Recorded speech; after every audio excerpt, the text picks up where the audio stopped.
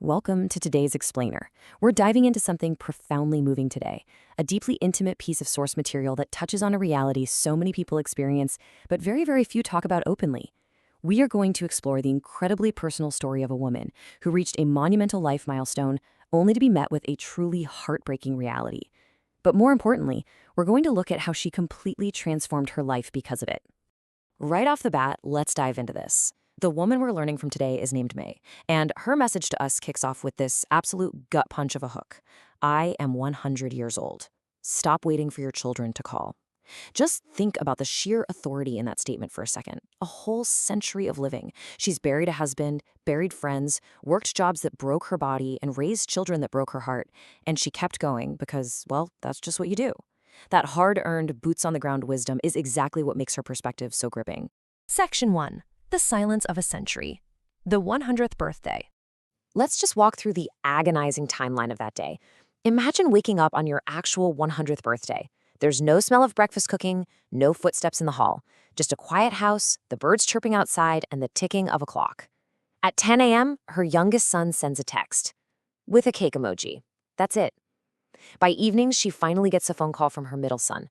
It lasts 4 minutes, and she can hear his television playing in the background the entire time.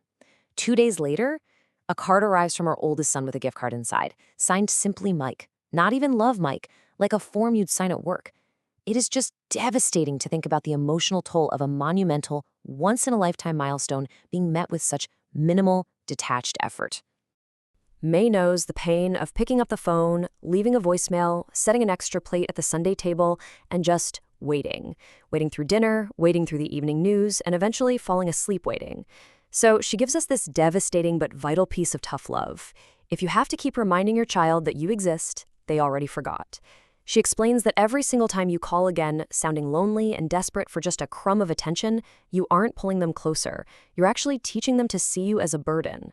And people run from that pressure, even your own blood. Section 2. Releasing the burden, the midnight guilt trip. May calls this the midnight guilt trip. You know the feeling. You lay there in the pitch black, replaying every single mistake. Was I too hard on them? Did I work too much? Should I have said I love you out loud more instead of just assuming they knew for my actions? May replayed those exact same tapes in her head for years. And you know what? No matter how many times she played them, the outcome never changed. If you have ever felt this kind of nagging guilt, May's story absolutely validates what you're going through. But then, she arrives at this firm, incredibly warm realization. The contract is done. Let that sink in for a moment. May reminds us that no mother is perfect. She definitely wasn't perfect. But she was there. She kept the lights on, she kept the refrigerator full, and she loved them the best way she knew how with exactly what she had. If adult children want to hold on to a grudge from 30 years ago, well, that is their weight to carry. You cannot spend your remaining peace paying for a past that is done. You did your job. It's time to forgive yourself. And of course, this brings up a totally natural next thought. If I don't call them, what am I supposed to do? Just sit here?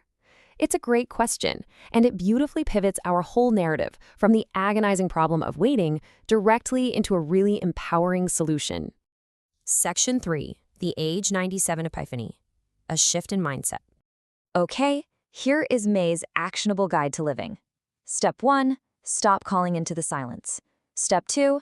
Forgive yourself for the past. Step 3. Get up and go build a new life. It sounds incredibly simple, maybe even a little blunt, but it is deeply freeing. Remember, this epiphany hit her at 97. She had not survived 97 years on this planet just to fade away in a living room chair. It was time to take action. Let's see how she actually built this new reality. Enter Cora. Cora is May's 84-year-old neighbor who basically acts like she's 40. When May finally decided she needed something to do on a Thursday, she called Cora. And Cora didn't coddle her. She simply said, "Get your coat." Just like that, Cora became the dynamic mentor and the ultimate catalyst for May's entirely new life. So Cora takes her out, and the atmosphere was just electric compared to her quiet house. We're talking older folks eating good food, talking loud, laughing until they cry about things that happened 40 years ago. And most importantly, it was a place filled with people who had enough time to actually sit through a whole story without checking their phones every 2 minutes. It was vibrant, it was joyful, and it was the complete opposite of that silent, lonely house we started this explainer in. Section 4. Learning to receive. doing the internal work. Now, getting out of the house was great, but May also had to do the internal work. She started engaging in these very specific healing activities. She began writing things down, not like a daily diary, but actual letters. Letters to her deceased husband, letters to the girl she used to be at 40, 50, and 60, just getting out all those things she never said because she was always too busy holding everybody else together. And crucially, she started letting people do things for her without feeling ashamed about it. After a century of being the one who carries everyone else together, allowing someone to bring her a plate of food or drive her to the store was actually the hardest transition of all. Which brings us to this absolutely beautiful perspective shift. It is not losing, it is just your turn. What a powerful way to frame accepting care from others. It's not giving up. It is finally your turn to be on the receiving end of what you've spent a lifetime giving to everybody else. Section 5. The Chosen Family. A new kind of love. You really have to consider the contrast here. On one side, you have the biological family's effort. Cake emojis, 4-minute distracted calls, and late cards. Now compare that to the chosen family's effort. Cora actually brought the whole Thursday lunch group to May's house for her birthday. 12 people crowded into her living room with a huge chocolate cake, doing the most off-key singing you have ever heard, making genuine eye contact and giving real hugs. Not a single one of them was related to her by blood, but they all stayed until the food was gone and they hugged her like they actually meant it. And it all leads to this profound realization from May. Family is not always who came out of your body. Sometimes family is just who shows up. But here's the catch. They can only find you if you stop hiding inside a quiet house, waiting for the wrong people. Section 6. Filling the hole, moving forward. So where does this leave May today? How does she handle those occasional calls from her biological sons now? Well, when they do call, she answers, but as she says, I am kind, I am warm, but I am not waiting anymore. She isn't bitter, she isn't cold. Before, every quiet day felt like proof that her whole life of giving meant nothing. Now, when the phone doesn't ring, she just makes her tea, sits on her porch, goes to Thursday lunch, and lets Cora make her laugh until her sides hurt. She stopped needing her sons to fill the hole in her chest. She just went ahead and filled it herself. May offers this final, incredibly empowering reassurance directly to you. Your children not calling does not make you less than. You gave them everything, your body, your sleep, your money, your best years. That is done now. Now, you must give to yourself.